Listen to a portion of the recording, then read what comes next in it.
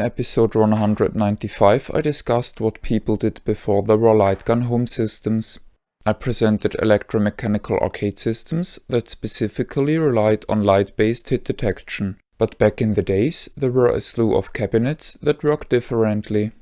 I was contacted by pinball collector Peter Hell and was invited to play his Big Top twin rifle gallery cabinet, which was made by Chicago Coin in 1972. As the both of us will show you in the current video, Big Top is not a light gun game, but instead relies on a metal finger which hovers over a conductive point matrix. In the 70s, gun arcade games were no unusual sight. In fact, many companies known today mostly for their pinball machines also built gun games. Companies such as Sega and Midway, that went on to mostly be known for their video games, also released electromechanical gun games. Chicago Coin made more than 29 gun machines, and at least 4 of them were light gun games. Besides shooting games, Chicago Coin made a vast variety of arcade cabinets, among which were some pinball tables. Chicago Coin is noteworthy for using the so-called Yagi double font before Sega did. In 1973, Chicago Coin released a Pong clone, which would later yield in a lawsuit with Magnavox. The resulting financial stress pushed Chicago Coin's parent company to sell the arcade division to Stern Electronics, who you might know for its pinball business. In Big Top, 1 or 2 players attempt to get a high score within a time limit. The targets are various animals and a bullseye. The latter shuffles its score value rapidly among 3 numbers and can just be hit when being shot into the middle. All the targets appear to be very far away from the player. This is achieved by a series of mirrors and smart placement. The optical path to the targets might be close to 2 meters. The frame of the scene and the animals are painted with fluorescent paint and are lit with black light. This makes the colors pop out from the black backdrop a lot and looks gorgeous. It almost looks like shooting at neon signs. If a certain threshold of points is reached, additional playtime is granted. The threshold is adjustable by the arcade operator. 2 shot indicators per player light up if the player hits a target. A red circle in the pond and a yellow oval at the front of the cabinet, which is mainly for spectators. The 4-digit score counters each actually just have 2 movable wheels, as the first 2 digits are fake. The glass front has translucent segments which are backlit by light bulbs. The solid color portions are backed up with reflective paint, which makes them appear very vivid and bright. As Peter explained to me, the blinking bulbs don't need any control. This is just a blinking bulb.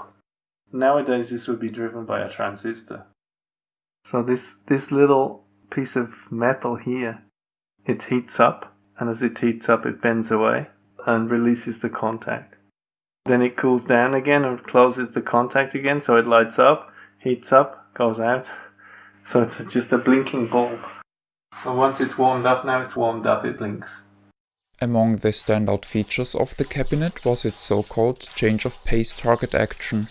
Rather than just providing simple target patterns or static targets, the game cycles through multiple events and behaviors during a round. For example, the round starts with all targets visible, but then suddenly all mammals but 1 disappear. Targets then pop in and out until this segment is over and the remaining targets are brought back. Another innovation that Big Top brought was that the game knew which player shot first if both players happened to hit the same target. In this case, just the first player was awarded points. The used rifle has an infinite stock of ammunition. Each shot moves a massive solenoid valve, which yields in very noticeable force feedback and a distinctive sound. The players aim through a circular front sight. No backside is available, and thus alignment of the targets can be difficult. The movement of the rifle is restricted by a metal chain which is attached to the muzzle. Moving the rifle moves a metal arm below the front table. Pressing the trigger makes a little finger on the arm stick up. On the opposite side of this assembly is the so-called player scan disc, which can be thought of a circuit board with a points matrix. When the finger lands on the conductive pads rather than on substrate, a closed circuit is formed and the corresponding target is considered hit. The elevation adjustment is dialed in by the means of wing nuts, which affect the length of the arm, and windage is adjusted by changing the angle of the roll assembly by rotating a screwed clamp. This is how the mechanism is depicted in the game's documentation. And here you see this is the what they call the player scanning disc. So these are the two panels which the little pointer is moving across for the gun to pick the target out. As you can see, apart from the usual ports list and instructions, back in the day arcade cabinets used to come with full schematic diagrams of all the important portions. These allowed operators to either perform small fixes themselves or to contract someone knowledgeable locally rather than to depend on the original manufacturer. And you have here things like October 72, so it's dated. I guess it's the approval, this is who approved it. The schematic is correct. Because of course the last thing you want to do is to send out a schematic which has got things wrong on it. And all a schematic is, I mean, this is what's really cool about a schematic is that it's actually relatively, the hardest part on reading a schematic is finding the bit that's not working on the schematic. Once you've found what it is, I don't know, like the bear is not falling down. So first of all, you have to look, where the hell is the bear? So first you have to find the bear. Well, the bear is probably one of these, number 5 or number 4. So that's the target reset coil.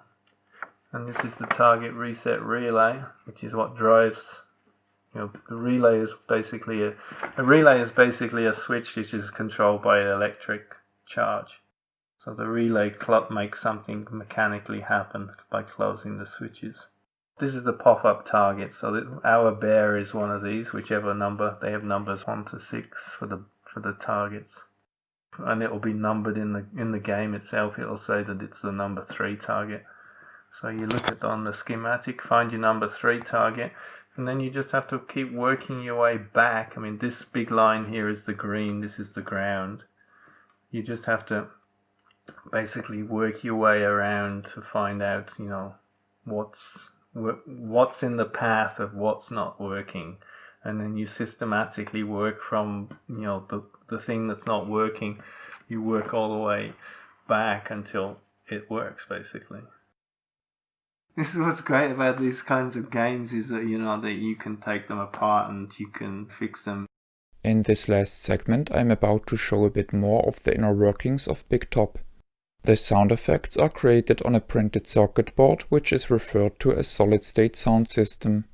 Optionally, the cabinet could be bought with an additional 8-track cassette player, which then played an accompanying background piece. As relays, small red solenoid valves were used that operate an actuator against a series of ice cream stick-like looking contacts that are spaced out with Bakelite washers. In a similar manner, rotary solenoid actuators are used at some places. The cables in the cabinet are tidily managed. Each wire is color-coded to enable easy cross-referencing to the schematic diagrams. When opening the device, the convoluted optical path the mirrors create is revealed.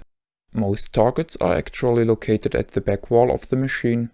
The ducts are attached to a metal chain. Whether targets are tipped over or not is controlled by small solenoid valves. My acknowledgement goes to Peter Hell, who not just allowed me to film his fantastic arcade cabinet, but also provided invaluable information and gave me GoPro camera footage, which he obtained by installing the camera inside the machine. This is the end of the review. My name is Ben. I thank you for viewing.